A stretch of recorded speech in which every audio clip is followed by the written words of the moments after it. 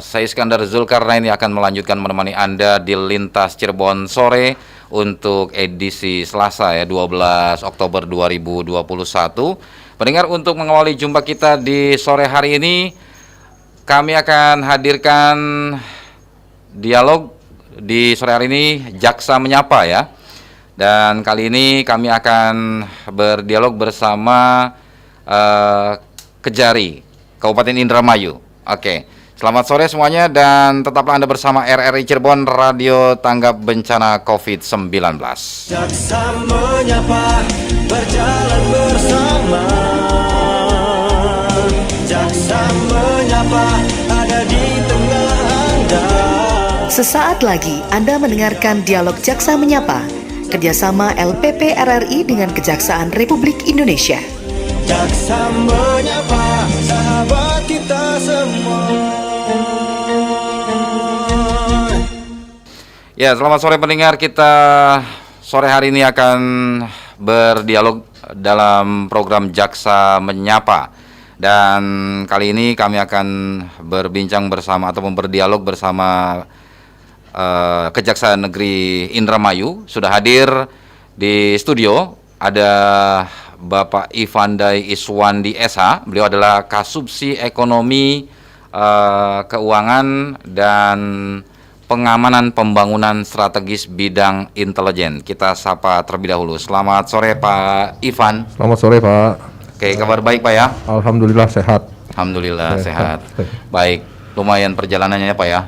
Lumayan Pak, udah biasa. Dari Indramayu ke Kota Cirebon. Iya, udah biasa. Sudah biasa. Oke. Berikutnya di sini juga hadir Ibu Siska Purnamasari SH. Beliau adalah Kasubsi Eksekusi dan Eksaminasi Bidang Tindak Pidana Umum. Oke, selamat sore. Selamat sore. Ibu Siska, kabar baik Bu ya? Alhamdulillah sehat dan baik. Alhamdulillah.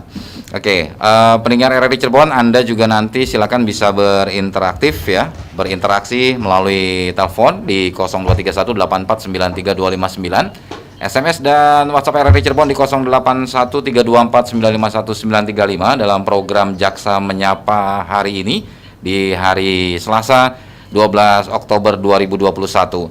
Sore hari ini kita akan berbincang mengenai keadilan restoratif ya Pak Ivan dan Bu Siska ya. Oke, baik. Keadilan restoratif ini mungkin kita semua juga masih belum mengetahui apa itu keadilan restoratif. Mungkin Pak Ivan bisa menjelaskan atau Ibu Siska. Baik, keadilan restoratif ya. Ya. Jadi memang keadilan restoratif ini merupakan suatu terobosan mungkin yang dilakukan oleh lembaga kita, Kejaksaan. Sebenarnya keadilan restoratif juga bukan hanya di Kejaksaan, ya sudah dimulai di tingkat penyidikan, bahkan di pengadilan juga ada juga mengenai restoratif justice. Cuman kalau untuk di lembaga kita sendiri, Kejaksaan, keadilan restoratif itu dimulai diterapkan sejak dikeluarkannya peraturan Kejaksaan oleh Jaksa Agung tentang Peraturan Kejaksaan Republik Indonesia nomor 15 tahun 2020 tentang pengerjaan penuntutan berdasarkan keadilan restoratif yang ditetapkan di Jakarta tanggal 21 Juli tahun 2020. Apa sih itu sebenarnya keadilan restoratif? Kalau dari segi etimologi mungkin bahasa ya, restoratif itu adalah pemulihan. Bahwa penegakan hukum kita selama ini dengan adanya hukuman badan dianggap ya mungkin kurang optimal, hanya mungkin sebatas pembalasan saja. Jadi keadilan restoratif ini adalah suatu upaya bagaimana penegakan hukum bukan hanya sebagai upaya pembalasan, tapi justru juga harus bisa memulihkan kerugian-kerugian dari korban.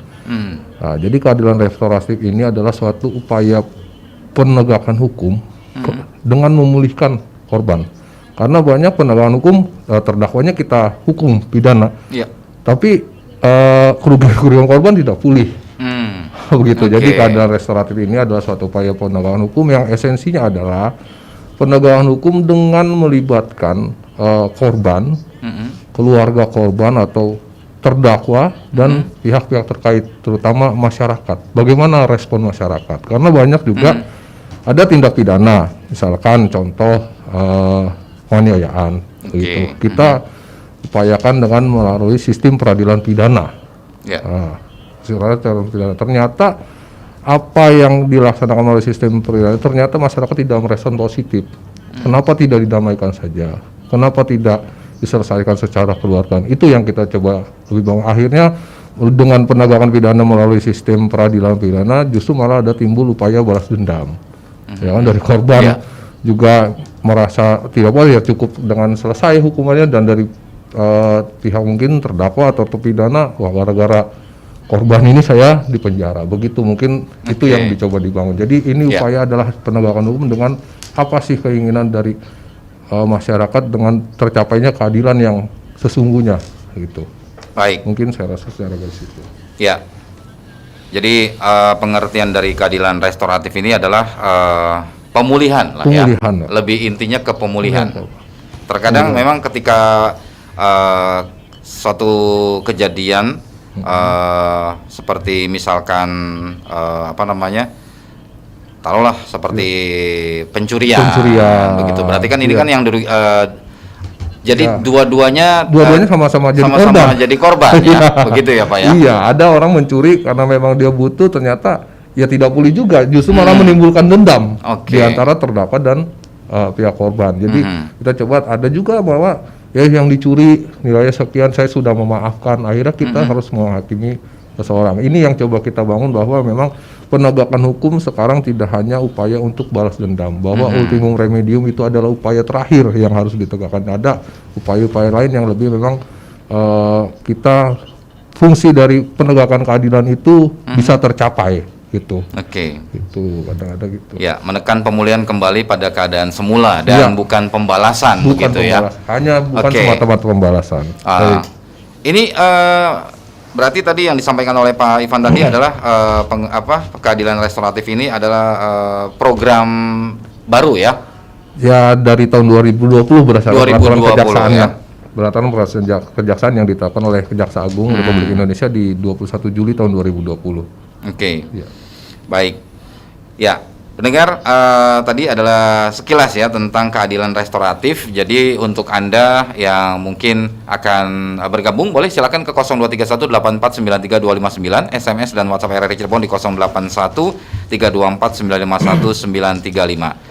Nah, keadilan restoratif ini mungkin kan ini ada seperti asas restoratif justice-nya. Nah, misalnya seperti ada keadilan, kemudian berikutnya apalagi selain itu? Mungkin Bu Siska bisa menyampaikan.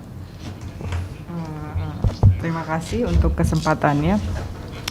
Secara garis besar mungkin tadi sudah digambarkan dengan jelas ya, dengan penjelasan yang Pak Ivan jabarkan gitu, apa itu restoratif justice. Mungkin saya menambahkan sedikit saja. Selain tujuan utamanya itu memulihkan keadaan dari pihak korban maupun dengan persyaratan-persyaratan tertentu ya Pak. Tidak semua perbuatan nih. Kayaknya ada pro dan kontra juga sebetulnya dengan adanya restoratif justice. Sebetulnya tujuannya mungkin baik ya Pak ya, untuk perbuatan-perbuatan tertentu yang sekiranya hukumannya dan lain sebagainya itu juga kita sesuaikan dengan peraturan gitu. Tidak semuanya, mungkin hanya contoh kecil tadi perbuatan pencurian ya Pak ya. Ada juga perbuatan yang mungkin seperti kita pernah ada juga ya Pak Ivan ya, perkara Pak Ivan itu perbuatan penganiayaan ringan, bukan penganiayaan sih sebetulnya. Kekerasan dalam keluarga. Iya, kekerasan antara kakak dan adik begitu Pak. Kalau garis besarnya mungkin nanti bisa dijabarkan ya Pak ya. Itu alhamdulillah kita bisa selesaikan dengan restoratif justice juga. Jadi salah satu upaya penegakan hukum yang tidak harus di persidangan selesainya. Jadi kita kita jadi bisa tidak perlu menyelesaikan masuk ke persidangan. Persidangan. Jadi bisa diselesaikan dengan kekeluargaan. Betul, Seperti salah itu, satunya ya? seperti itu. Gitu. Baik. Ya, dan mungkin restoratif justice ini yang didamba-dambakan oleh masyarakat mungkin ya. Mungkin. Tapi pasti ada pro dan kontra. Pasti ada pro dan Itu kontra. tadi Iya, pro dan kontra ini Pak walaupun Ivan. tujuannya baik sebenarnya. Iya, pasti ada salah satu pihak yang memang ternyata tetap kekeh ya, tidak mau Iya. Kekeluargaan. gitu ya. Kekeluargaan. Nah, Jangan-jangan ini bagaimana seperti ini, Pak Ivan? Ya, jadi mungkin tadi menyangkut asas kita memang restoratif justice itu kan dibangun berdasarkan pertama adalah keadilan, yang kedua adalah kepentingan umum, yang ketiga tentunya proporsionalitas, kemudian juga tadi ultimum remedium, apa upaya pidana adalah sebagai upaya terakhir yang harus kita tempuh. Dan kalaupun tidak bisa selesaikan melalui restoratif justice, maka kita harapkan peradilan itu kembali kepada fungsinya peradilan cepat, murah, dan biaya ringan. Jadi jangan sampai orang itu timbul stigma bahwa dengan ada peradilan itu menambah beban bagi mereka. Biayanya mungkin begitu ya. Terus kemudian juga orang harus dipanggil bolak-balik gitu kan, kita sungguh ditawati jadi gitu. Nah, kembali lagi ke tadi upaya pro kontra restoratif justice ya, memang tentunya suatu mungkin produk baru, suatu barang baru tentunya menimbulkan Barang baru. tentunya juga banyak kok bisa nanti jangan-jangan ya orang malah tambah ya tenang aja, kita nyuri juga pasti di restoratif justice kan gitu. Itu pasti takutnya nanti juga punya pikiran didamaikan seperti kan gitu. Ya. Ya makanya jadi tidak seluruh tindak pidana, tidak semua tindak pidana itu bisa untuk dilakukan upaya restoratif justice. Sangat jelas di dalam ada syarat-syarat yang harus ditempuh, ada mekanisme yang harus dilalui. Bagaimana ketentuannya sudah jelas di dalam Peraturan Kejaksaan nomor 15 tadi tahun 2020, utamanya di dalam pasal 5 dan ayat 2 dan ayat 6 itu salah satunya bahwa memang ada syarat yang harus ditempuh. Yang pertama, si pelaku ini bukan merupakan pelaku yang residivis dan baru pertama kali melakukan perbuatan tindak pidana, dan yang kedua adalah ancaman terhadap perbuatan itu tidak lebih dari 5 tahun. Dan total yang ketiga adalah akibat dari perbuatannya itu tidak melebihi dari nilai 2.500.000. Nah, yang terakhir syarat yang paling utama adalah saya rasa masyarakat merespon positif. Jadi itu tadi sudah disampaikan sama Bu Siska, kita alhamdulillah sudah melakukan satu kali upaya restoratif justice dan alhamdulillah disetujui oleh pimpinan baik di tingkat provinsi maupun di tingkat pusat. Jadi ada suatu perkara di mana adik kandungnya melakukan penganiayaan terhadap kakak kandungnya. Kemudian atas perbuatan tersebut mengakibatkan luka-luka terhadap kakak kandungnya, dan akhirnya yang adik kandungnya sebagai pelaku ini ditahan, diamankan oleh pihak kepolisian. Baik. Pak Ivan ditahan dulu. Baik. Ada pendengar yang akan bergabung, kita terima dulu Pak Ivan ya. Selamat sore RRI Cirebon. Ya, selamat sore RRI. Ya, Jaksa menyapa ya. Ya, dengan Bapak siapa Pak? Dengan Pak Suprapto Pak. Pak Suprapto, di mana Pak? Kesambi. Oh, Kesambi. Baik, silakan Pak Suprapto. Apa yang ditanyakan? Baik, selamat siang untuk para jaksa nih dari Kejaksaan Negeri apa nih di YouTube? Indramayu. Iya, Indramayu. Selamat sore. Sore Bapak, sehat-sehat Ya. Bapak. Ini kalau kita tadi mendengar dari awal, walaupun tidak keseluruhan, tetapi cukup menarik untuk kita simak di kesempatan sore hari ini. Ini terima kasih sekali atas waktunya. Ya. Yang dibahas tadi kalau tidak salah menyoal masalah keadilan ya Pak. Keadilan Tujuannya apa tadi saya lupa. dari restoratif. Keadilan restoratif ya. Ya. Nah, yang ingin boleh kami tanyakan Pak, itu kalau untuk proses apa sih namanya itu melakukan satu perdamaian, apakah semua kasus itu bisa dilakukan atau hanya kasus-kasus tertentu Pak? Baik. Nah, karena apa? Di lingkungan hukum itu kan mungkin ada masalah perdatanya, ada pidananya, dan pidananya kalau misalnya skala seperti apakah yang bisa dilakukan proses perdamaian ini dilakukan. Ya. Nah, kemudian bagi masyarakat yang ingin melakukan hal itu step by stepnya seperti apa? Apakah mengajukan ke pihak Kejari kah, ataukah mungkin melalui pengacaranya kah, atau seperti apa Pak? Sehingga mendapatkan satu keadilan hukum dan mendapatkan satu kedamaian sesuai yang diharapkan.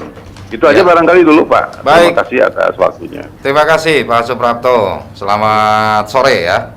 Pak Suprapto di Kesambi, Kota Cirebon. Barangkali mungkin bisa langsung dijawab saja Pak pertanyaan dari Pak Suprapto di Kesambi Saya mengenai proses perdamaian ini apakah Ya. bisa dilakukan dalam semua kasus katanya. Nah, mungkin Bu Silakan, Siska Bu dulu, Siska. nih. Yang kalau saya udah sering. Ini bagian Ibu-ibu, iya, eksekusi. eksekusinya. Sebetulnya kalau sudah di restoratif justice kan tidak persidangan, jadi tidak ada eksekusi seperti itu Pak. Iya, tidak ada Gitu, eksekusi ya. iya. Karena sudah ada restorasi ya. Iya, sudah direstorasi. Dipulihkan. Sudah dipulihkan. Kembali lagi tadi dengan pertanyaannya, kalau nggak salah perkara apa saja yang bisa dilakukan upaya restoratif Ya. justice begitu. Betul. Sedikitnya tadi sudah disampaikan juga di awal ya Pak ya, kalau tidak semua perbuatan atau perkara pidana yang bisa kita lakukan dengan upaya penyelesaian restoratif justice gitu. Beberapa hal tadi contohnya perbuatan seseorang yang melakukan tindak pidana di mana ancaman hukumannya itu tidak lebih dari 4 tahun begitu Pak. Satu. Kemudian tindak pidana yang berkaitan dengan keamanan negara, martabat presiden, wapres, negara sahabat, kepala negara, dan ketertiban umum serta kesusilaan. Tentunya itu tidak bisa dilakukan restoratif justice. Selanjutnya mungkin tindak pidana yang ada ancaman hukuman minimalnya. Contohnya misalkan tindak pidana trafficking Pak, itu ada ancaman hukuman yang menyebutkan pasal tertentu itu minimal 3 tahun.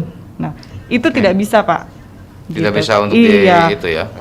Ada pasal-pasal atau perbuatannya kan kita klasifikasikan, kita lihat perbuatannya undang-undang mana yang dilanggar dan pasal apa yang dilanggar seperti itu.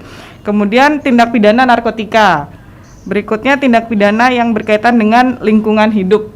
Seperti itu Pak. Itu tidak bisa dilakukan upaya hukum restoratif justice. Dan contohnya yang bisa itu apa saja yang tadi saya sebutkan juga di awal pembukaan, mungkin Pak Ivan jaksanya langsung nih yang berhasil gitu Pak, yang berhasil melakukan terobosan di Kejaksaan Negeri Indramayu dengan prosedurnya tentunya merujuk berpedoman dari peraturan kejaksaan tadi Pak, Kejaksaan RI nomor 15 tahun 2020 tentang penghentian penuntutan berdasarkan keadilan restoratif justice, di mana semua ketentuan, prosedur, cara, serta administrasi yang harus dilengkapin tentunya kita sudah ada di berita acaranya. Oke. Yang pertama pastinya kita akan memanggil dulu kedua belah pihak mungkin Pak. Yang pertama dan utama tentunya kan dari awal tujuannya itu adalah pemulihan. Tentunya pemulihan itu kaitannya dengan korbannya itu sendiri ya Pak ya. Awalnya akan kita sampaikan dan kita tanyakan dulu perkaranya serta kerugian apa yang dialami oleh korban seperti itu Pak. Kemudian bagaimana, dan kadang kan ada kita melakukan penuntutan padahal korbannya sendiri tidak mau menuntut begitu Pak. Iya. Jadi ya udahlah Bu, malingnya cuman in doang, ini udah balik lagi saya begitu. Cuma maling sandal mungkin. Ya. Jadi mungkin menambahkan gini Iya, aja Pak. begitu, Nah, Pak. mungkin memang kan restoratif justice ini suatu barang baru mungkin ya Pak ya. Jadi Ya. Gitu. kita juga kita memang kemarin sudah melaksanakan satu upaya restoratif justice ya. Tadi saya mungkin sudah cerita sedikit mungkin terkait itu. Ya. Sampai akhirnya mereka berdua antara tersangka yang merupakan adiknya, adik kandung dari korban. Padahal masih dalam satu Iya, keluarga. dalam satu keluarga. Ini case Nah, langsung ya iya, Pak Ivan? ini adalah Contoh mungkin yang ini udah berhasil sudah berhasil kan produk, gitu kan. Iya. Jadi kita memang merasa terpanggil ketika memang satu perbuatan ini bahkan kakaknya sendiri setelah adiknya ditahan itu merasa kesulitan karena kakaknya sendiri ya dalam tanda kutip memang sudah berpisah dengan suaminya dan memang sudah hidup dengan berdua dengan adiknya, dan kita kan melihat di situ kan jangan sampai dengan adiknya memang secara legalitas, secara ketentuan hukum perbuatannya ada salah adiknya ini melakukan penganiayaan, tapi kita melihat ekses yang lebih besar lagi apabila adiknya ini harus dilakukan melalui mekanisme penuntutan yang secara ketentuan persidangan dan lain-lain. Itu bagaimana nasib dari kakaknya yang ketika itu ya memang kondisinya akan lebih memperburuk gitu. Sebenarnya memang upaya restoratif justice ini sudah bisa dilaksanakan di tingkat penyidikan, tapi tentunya harus melalui mekanisme yang memang melibatkan banyak pihak. Kita waktu itu undang perangkat desanya, ketua RT-nya, tetangga-tetangganya, keluarganya ini bagaimana kepribadian si tersangka pada saat itu kesehari-hariannya bagaimana, apakah memang dia nakal atau tidak. Karena ada juga memang orang nyuri Ya. gitu. Pak, ini kenapa nggak di restoratif justice? Dia bukan masalah dia nyuri pada saat itu, tapi dia itu setiap hari kerjaannya nyuri. Kalau dia di restoratif justice, masyarakat teriak kan gitu. Iya.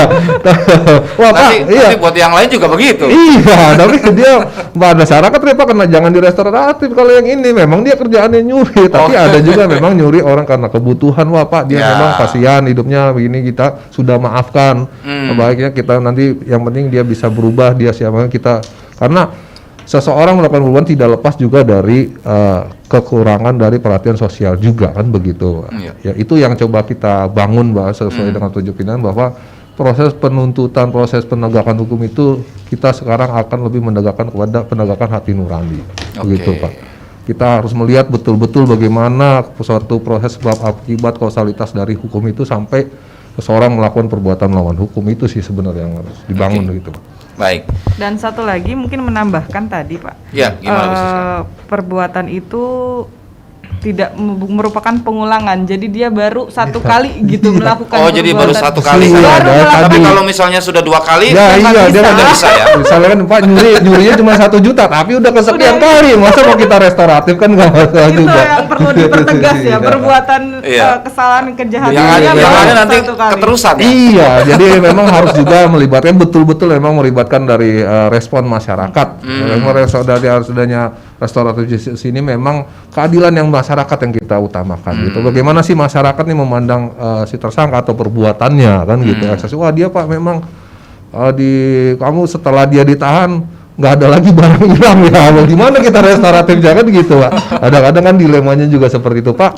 Yang itu bisa Pak di restoratif didamaikan, ya kalau itu beda, baru sekali perbuatannya dan masyarakatnya juga memang mendukung, tapi ya ini karena semenjak dia masuk kata masyarakat semua udah nggak ada yang barang dia, kita begini nggak bisa gitu. Ini jadi memang Oke. aspek-aspek itu, dan kita sangat hati-hati sekali dalam melaksanakan restoratif justice ini Pak. Oke. Gitu. Baik. Iya. Ya, pendengar, kita masih lanjutkan kembali program Jaksa Menyapa untuk sore hari ini. Silakan Anda bisa bergabung kembali di 023184932259, SMS dan WhatsApp RRI Cirebon di 081324951935 ya. Kami sedang berbincang bersama Kejari Indramayu, ada Bapak Ivan Iswandi SH dan juga ada Ibu Siska Purnamasari SH. Silakan, kita masih membicarakan mengenai restoratif justice ya. Restoratif justice. Oke, silakan di 023184932259, SMS dan WhatsApp RRI Cirebon di 081324951935. Tadi disampaikan juga bahwasanya tersangka ini baru pertama kali melakukan tindak pidana. Ya. Kemudian tindak pidana hanya diancam dengan pidana denda atau diancam dengan pidana penjara tidak lebih dari 5 tahun. Ya. Oke, dan Ya. tindak pidana juga ini dilakukan dengan nilai barang bukti. Jadi barang bukti Akibat- atau nilai kerugiannya Kerugian akibatnya Ah. tidak lebih dari 2.500.000 ya, Pak ya. Tapi kalau lebih dari 2.500.000 ya itu jadi pertimbangan kita. jadi untuk- masih ada pertimbangan iya, lagi. dan tidak terlepas dari itu ya nanti kan itu sebenarnya kan dengan restoratif justice ini kuncinya adalah di antara para pihak terdakwa dengan korban dan tentunya dari masyarakat. Jadi kita memang peran masyarakat di sini yang kita sangat kedepankan gitu, karena masyarakatlah yang tahu bagaimana itu di lingkungannya seorang bisa nyuri, bagaimana dia latar belakang ini kan semua masyarakat yang tahu. kan Betul. gitu. Jadi yang jelas restoratif justice ini melibatkan semua pihak ya. semua pihak, bahkan kita kemarin itu melibatkan semua dari mulai tingkat kepala desa, mungkin dari lurahnya, ada dari RT RW-nya, bahkan penyidiknya juga kita libatkan dan tokoh masyarakat setempat, dan kita tidak pernah menekankan apa ya paksa bahwa restoratif justice ini adalah keinginan dari kita. Kita memang benar-benar bahwa ini adalah keinginan semua pihak yang menanggung, semua pihak yang mungkin terlibat langsung maupun tidak langsung kan gitu dari ini. Jadi kita cuma hanya memfasilitasi dan mengupayakan secara administratif bagaimana adanya perbuatan melawan hukum ini tidak menimbulkan ekses-ekses lain ke depan ya. Tadi misalkan dendam atau misalkan ya justru wah gara-gara saya dilaporin di polisi, ditahan, besok saya kerjain lagi begitu keluar, jangan sampai seperti itu. Oke. Gitu. Ya, baik. Ini ada pertanyaan dari Rudi yang ada di Karangampel. Ya. Bagaimana agar masyarakat juga tahu mengenai penyelesaian restoratif justice tadi ya, hanya identik dengan rugi dan ganti rugi. Ya. Nah, bagaimana agar restoratif justice ini dilakukan tapi benar-benar rasa keadilan juga didapatkan oleh korban? Ya, maka itu tadi benar-benar jadi upaya restoratif justice tadi secara ketentuan mekanismenya sudah ditentukan secara jelas di dalam peraturan kejaksaan nomor 15 tahun 2020 tadi. Bagaimana upaya upaya restoratif justice itu sebenarnya bisa dimulai sejak di tingkat penyidikan. Mulai di tingkat penyidikan. Jadi di tingkat kepolisian apabila sudah memang dari korban, udah Pak, kita berdamai secara kekeluargaan. Bagaimana itunya. Jadi oleh mekanisme itu tadi dilibatkanlah masyarakat, dipanggil semua masyarakat bahwa ada upaya untuk pemulihan dari akibat perbuatan ini.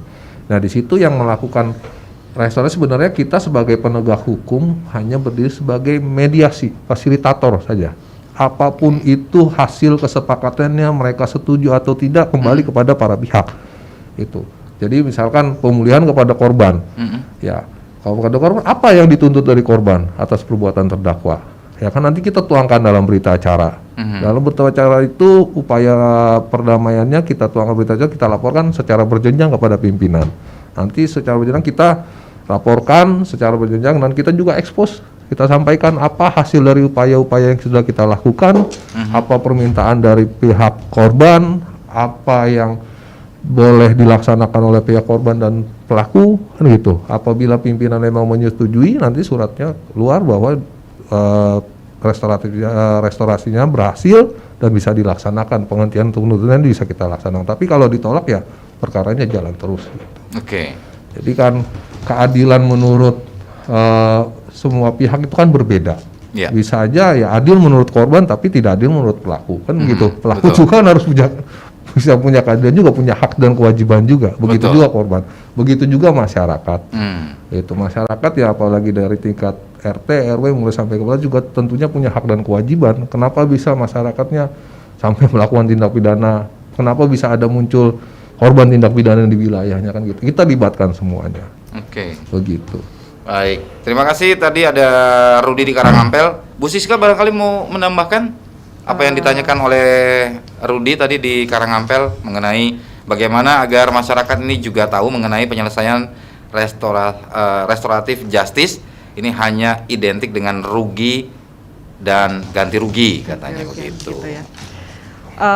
Bagaimana untuk masyarakat tahu ya? Untuk masyarakat tahu, pertama mungkin kita juga punya program Pak, Mas, seperti program-program yang biasa tiap bulan mungkin ya Pak Ivan ya, kita sosialisasi ke desa, kita sosialisasi ke sekolah seperti itu Pak, seperti jaksa masuk sekolah, jaksa masuk desa untuk mempromosikan produk-produk hukum apa saja sih yang perlu diketahui masyarakat gitu. Salah satunya kan tentunya produk yang bagaimana cara menyelesaikan masalah gitu.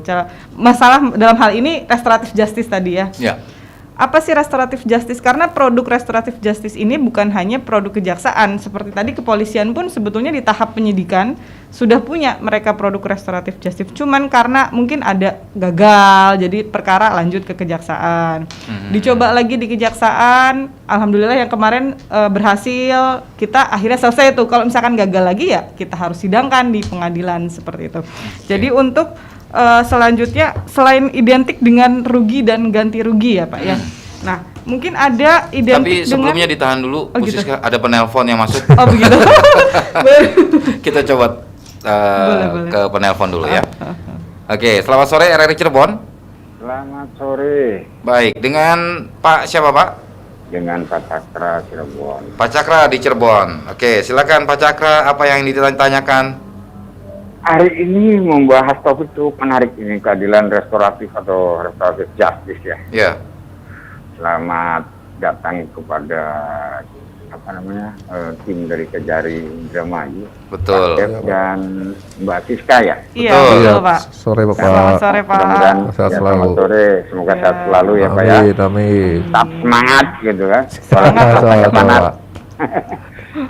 Ini kalau kita menyimak dari pembicaraan Bung Dai dan Mbak Siska, bahwasanya keadilan restoratif itu adalah penyelesaian perkara tindak pidana ringan yang dilakukan oleh penyidik pada tahap penyidikan ataupun hakim pada saat awal persidangan, Ya. dengan tentunya dipastikan itu akan melibatkan para pelaku, kemudian korban ataupun keluarga korban, atau juga barangkali tokoh masyarakat terkait Mhm.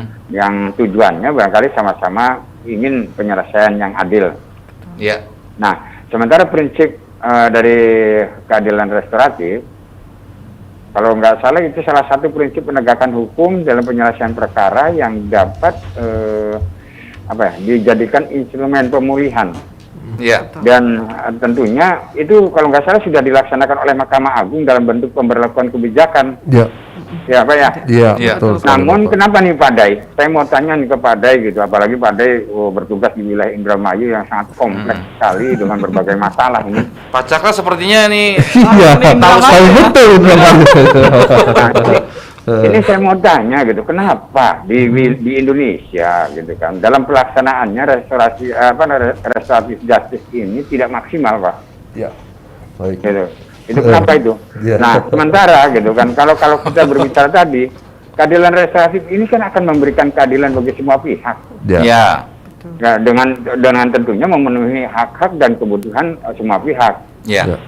Nah, tapi kenapa gitu tadi, gitu kan, dalam pelaksanaannya restoratif justice di Indonesia ini tidak maksimal, Ya. Baik. gitu. Nah, Ya. kemudian yang kedua, ini enak nih yang kedua nih, Ya. karena ada Mbak Siska. Ya. Nah, ini kalau wanita kan biasanya memberikan penjelasan tuh enak ya. Ya, enak didengar ya, Pak ya. Bisa aja. Kalau Bang Dai kan ini loh hukumnya ini. Ada tidak. Dan Mbak Siska mau tanya nih, apa Iya, bedanya? Apa bedanya restoratif justice dengan diversi? Ini kan kayaknya mirip-mirip banget gitu. Ya. Iya, betul. Ini yang membedakannya apa itu, Mbak? Ya. Iya. Oke. Oke, saya rasa itu aja, Pak. Ya. Terima kasih Terima banyak kasih. ya. Baik. Yuk. Terima kasih, Bapak. Baik, terima kasih Pak Cakra di Baik. Cirebon. Ini sepertinya Pak Cakra Iya, mengerti sekali kayaknya tentang hukum.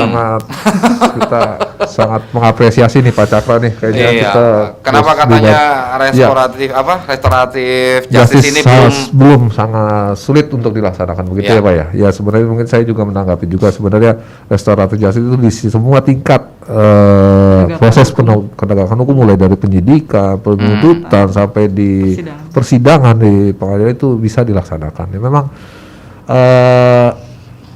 tadi saya sampaikan juga mungkin kita sudah bahas berulang-ulang namanya suatu produk hukum, suatu kebijakan yang memang dianggap baru itu tentunya mengalami hambatan-hambatan di lapangan gitu. Ya.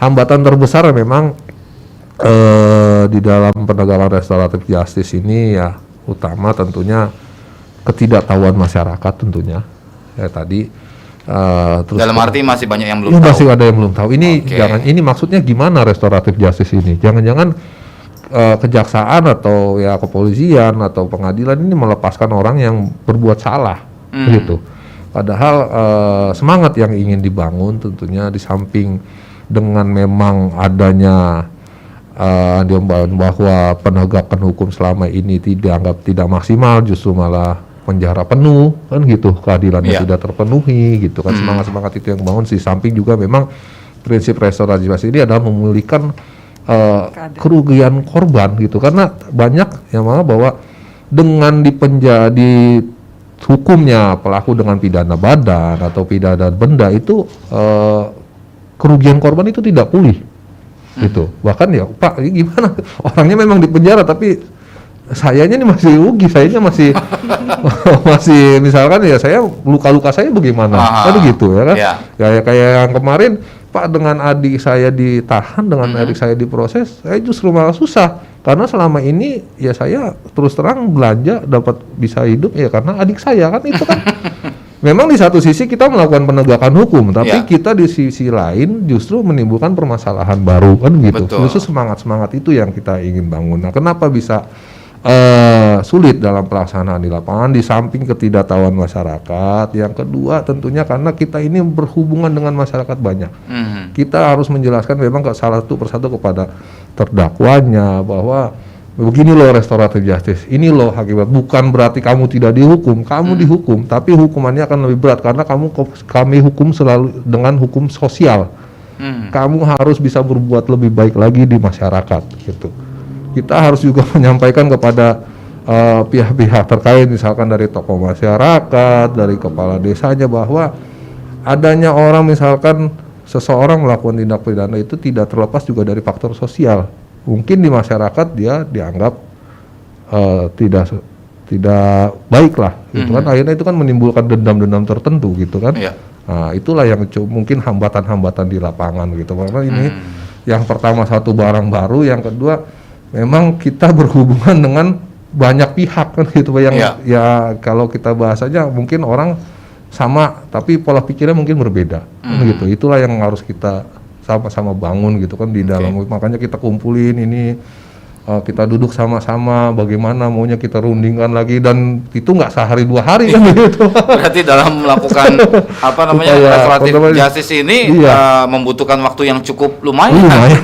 Nggak Pak. sembarangan Nggak cepat sembarangan selesai. cepat. Gitu. Jadi tidak seperti kita dalam melakukan apa namanya pengadilan yang lain ya, Iya, gitu ya. iya, karena di dalam ini juga kan ada ego sektoral juga ya, mohon maaf kan kadang-kadang Betul. orang berpendapat juga ya, itu kan pendapat Bapak Jaksa, katanya Bapak Jaksa mah enak, pengen dia damai kan, tapi ini bagaimana saya kan gitu. Iya, Jadi iya. itulah yang harus memang kita Oke. dinamika seperti itu. Cuman ya, terlepas dari itu ya, ini adalah suatu produk hukum, suatu kebijakan yang kita bangun, dan tujuannya adalah memang menurut kami juga baik untuk keadilan juga masyarakat, yang memang tentunya perlu di lapangan ya, perlu yang harus dibangun lah, mungkin perlu bagaimana tata cara lagi yang harus kita bangun agar efektif dan maksimal gitu. Oke, baik. Sekarang ke Ibu Siska ini. Udah kayak ujian ya, Bu Siska. satu-satu ya ditanya. Iya. Apa bedanya Kebagian. Bu restoratif justice tadi ya dengan apa tadi satunya? Diversi. Iya, diversi. Silakan Bu Siska. Baik, terima kasih untuk Pak kesempatannya. Cakra tadi ya. Iya, Pak Cakra.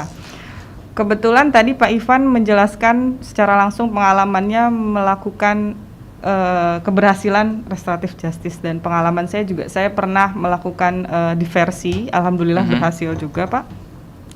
Tujuannya sebetulnya sama, untuk mencapai keadilan dengan memulihkan keadaan baik korban atau pelaku, perdamaian, dan memang sudah kesepakatan antara korban dan pelaku. Waktu itu pengalaman saya penyelesaian dalam perkara sama pemukulan, cuman saya diversi itu anak-anak, khusus untuk perkara anak-anak yang usianya tidak lebih dari 18 tahun. Jadi 18 tahun ke bawah.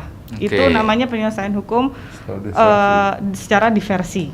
Ya, jadi pelakunya itu anak yang masih berusia di bawah 18 Di bawah tahun. 18 tahun. Dan ketentuan sama pula tadi, untuk ancaman hukumannya itu tidak lebih dari 5 tahun, seperti itu. Dalam case yang diselesaikan Pak Ivan itu case dewasa, dan case saya juga sama, kekerasan juga, tapi anak-anak pada saat itu anak-anak sekolah, kemudian mereka Ruang lingkupnya ya, anak. iya, ini ruang lingkup diversi dulu ya Pak ya. Iya. Diversi itu yang saya jabarkan, kalau restoratif mungkin sudah jelas ya.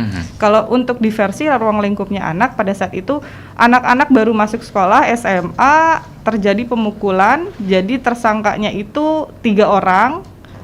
Dia tidak ketemu kesepakatan diversinya di tahap polisi, sehingga berkas itu masuk ke kejaksaan. Kemudian kita coba lakukan upaya diversi lagi di kejaksaan, karena saya melihat di situ anak-anak masih sekolah gitu Pak. Kalau misalkan mereka diproses secara hukum gitu, tentu itu akan mengganggu sekolahnya mereka. Kembali lagi, tujuannya itu adalah demi kepentingan rasa keadilan dan kepentingan anak itu sendiri. Kita tidak serta-merta menghukum, sementara lah masa depannya gimana orang masih sekolah. Kita lihat juga korban, apa sih lukanya. Ternyata yang tidak ketemunya itu pada saat itu nominal ganti rugi yang dimintakan oleh korban.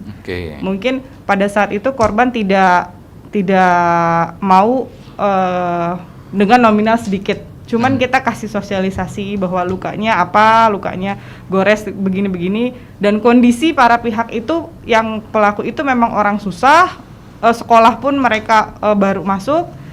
Jadi alhamdulillah berhasil, kita bikin diversi di situ, para pihak memaafkan dan bersepakat berdamai. Kemudian kita bikin berita acara. 170 itu ancaman maksimalnya 4 tahun kalau nggak salah, 4 tahun. Berhasil alhamdulillah juga Pak. Jadi untuk kepentingan si anak itu sendiri Pak ya, jadi serta-merta kita lihat masa depannya. Kalau misalkan sekolah kita tahan, kita dan lain sebagainya kan kasihan seperti itu.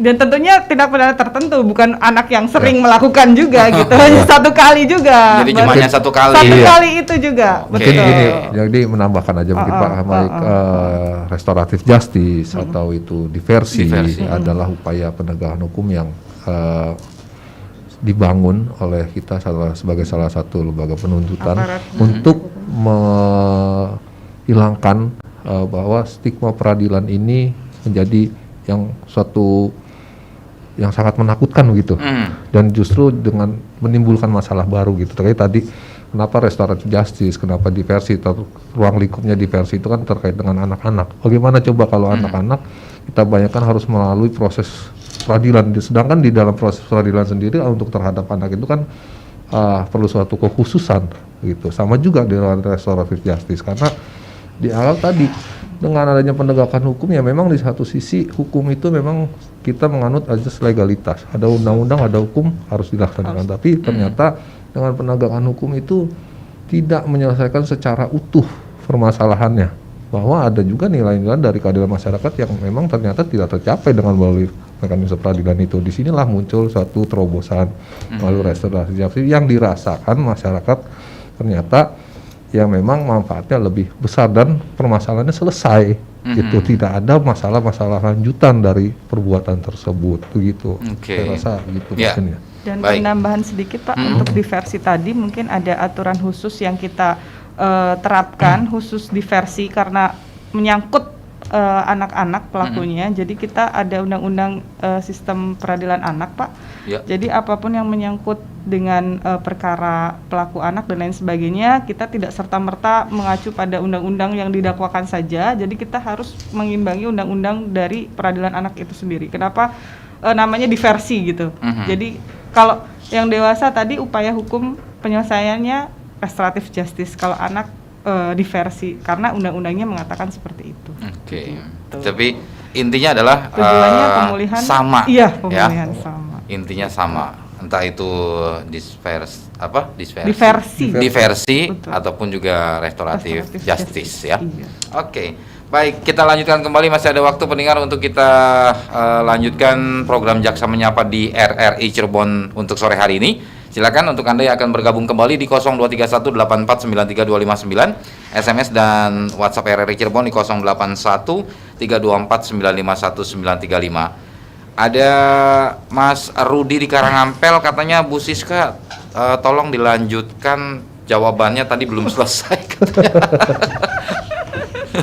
Ini Pak pengen dengar suara Bu Siska. Pak Rudi di Tagih ya, saya ditagih ya Pak. Iya, ini mengenai bagaimana masyarakat tadi sudah disampaikan ya, agar masyarakat juga bisa tahu, tadi disampaikan Pak Ivan tadi ya.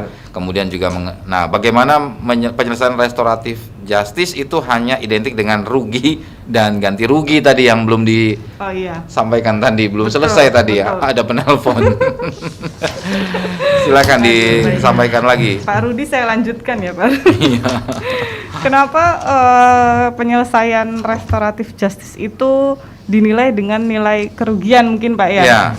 Rugi dan ganti rugi gitu. Betul. Tapi pada dasarnya itu kembali lagi kita lihat kasus posisinya. Seperti yang sudah kita terapkan berhasil kemarin, itu kan sama sekali tidak ada ganti rugi begitu Pak.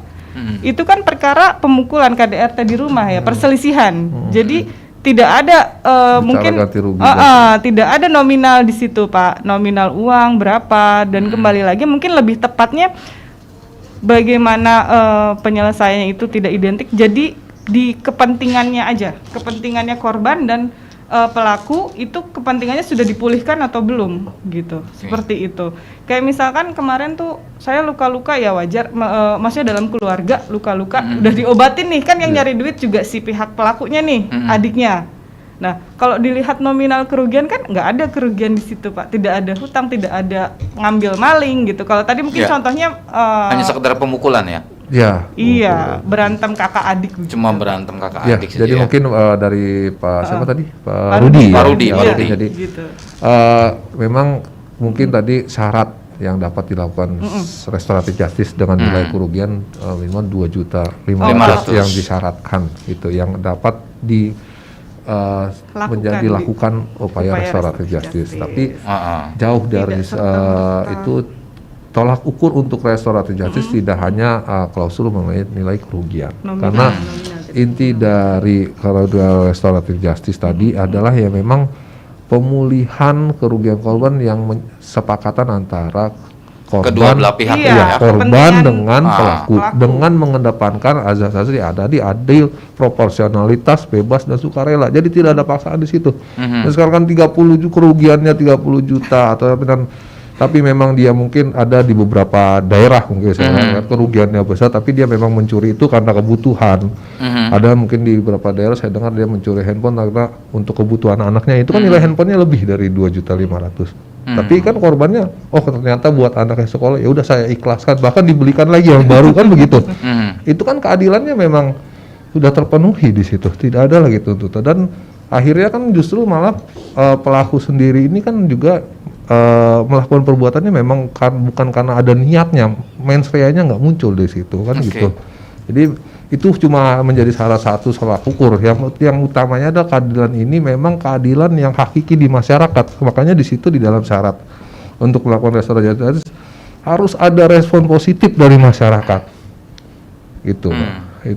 Itu respon positif ini yang kita memang jangan sampai suatu penegakan hukum apalagi melalui restoratif justice malah menuai respon negatif dari masyarakat itu kan gitu.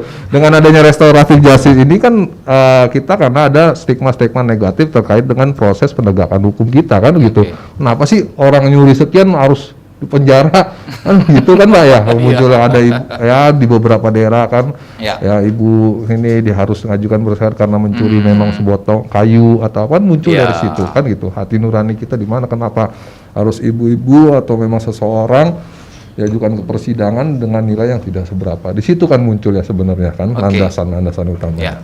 Sedikit menambahkan juga Pak, sedikit saja. Dengan adanya hal-hal yang tadi itu bukan berarti kita membenarkan ya Pak ya, membenarkan udah damai nih, jadi kan benar aja, jadi tidak seperti itu. Gitu kan. Tetap jadi ada ketentuan-ketentuannya yang harus sangat hati-hati sekali gitu. Jadi walaupun sudah selesai nih masalah persoalan hukum dengan restoratif justice, bukan berarti si pelaku ini merasa benar atau dia tidak salah, disalahkan. Perbuatannya tetap salah. Salah. Iya, kita tidak benarkan perbuatan itu. Hanya saja balik lagi kembali untuk tujuannya. Tujuannya untuk keadilan dan memulihkan bukan kerugian, nanti Pak Rudi malah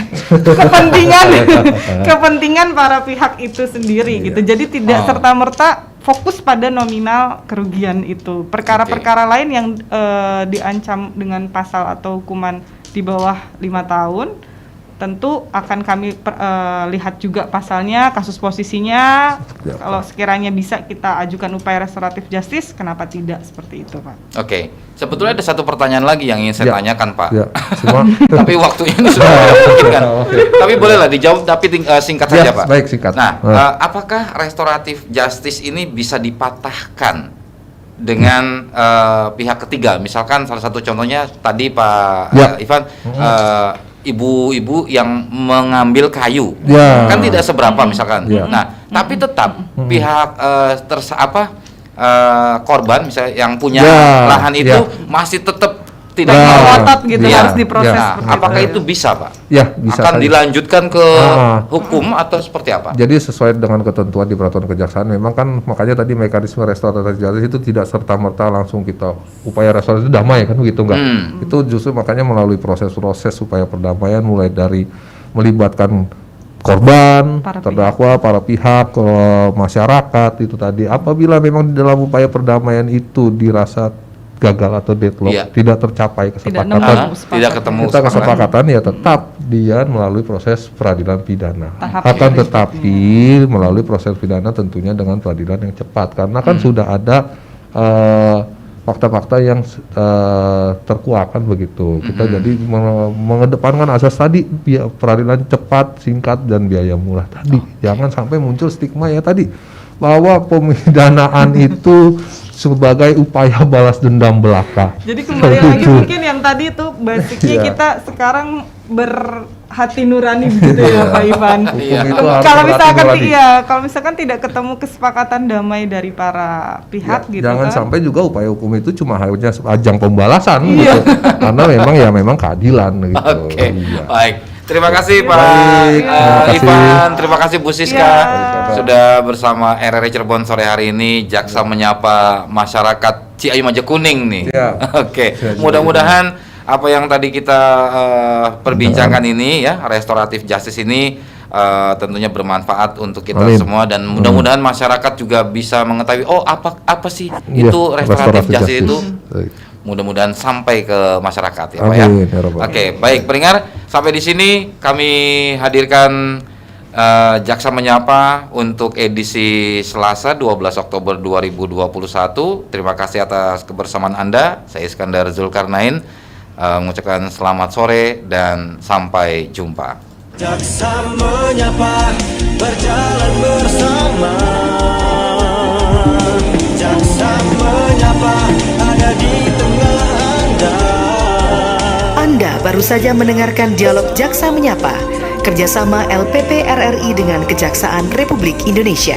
Jaksa menyapa sahabat kita semua.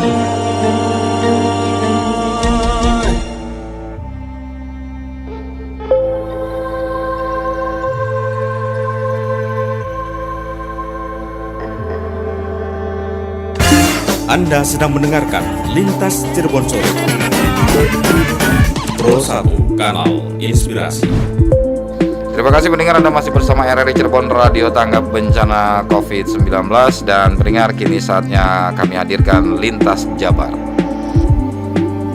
Itulah pokok-pokok berita Lintas Jabar Sore edisi Selasa 12 Oktober 2021. Dari Bandung, Bogor, dan Cirebon akan menyampaikan informasi hasil liputan dari beberapa wilayah di Jawa Barat.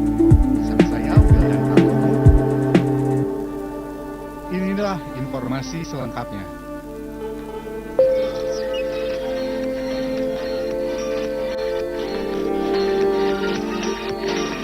Anda sedang mendengarkan berita dan informasi se-Jawa Barat dalam Lintas Jabar. Dari Tasikmalaya, reporter Nova Nugraha melaporkan,